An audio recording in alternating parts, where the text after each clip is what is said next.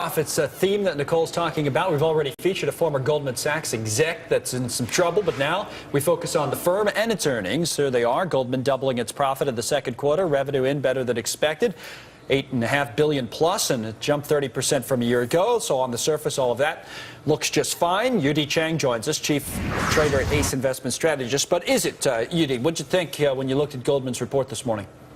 I liked it, actually. If you think about earnings, spectacular, blown the street estimate out of the water. But again, most companies are reporting pretty good earnings. What really surprised me a little bit, actually, to my liking, is the revenues growth, like you were saying, 30% up. Top line growth is what everybody wants to see at this stage of the game. We need more than just earnings growth. We want to see revenue growth in the case of Goldman, I like it. I think stock is going to do well. One of the things, you bring up the stock today, which is trading off a little bit on the news. One of the things that people look at, and you mentioned the strong revenue growth, is what you're doing. The money comes in, what you're doing with it. And it looks like Goldman's being careful because the pay that they're giving out to their employees, which is often a point of scrutiny and everything else, but that did not go up as much as the revenue. There were also some jobs cut. So it appears, if you look at that, and there's the stock down almost 2%, that for some reason Goldman doesn't want to spend that much money. What do you make of that? Is there something to read into?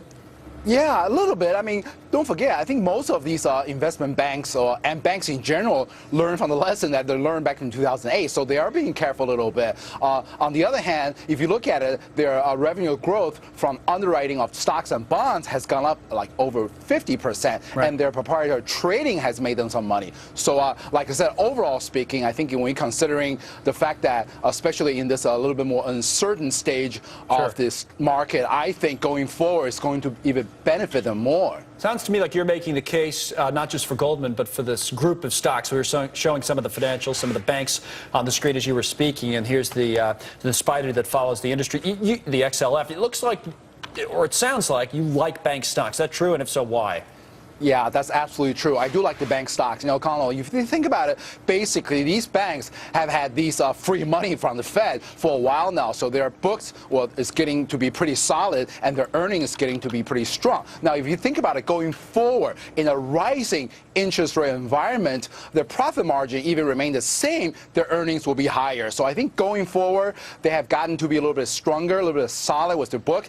And as interest rate rises, I think they will even make more money going forward. So you're absolutely right. I like the financials and the banking sector in general. All right, so there you go. If you want to buy bank stocks, there's your rationale, your reasoning from Yu-Dee. Thanks a lot, as always, for coming on.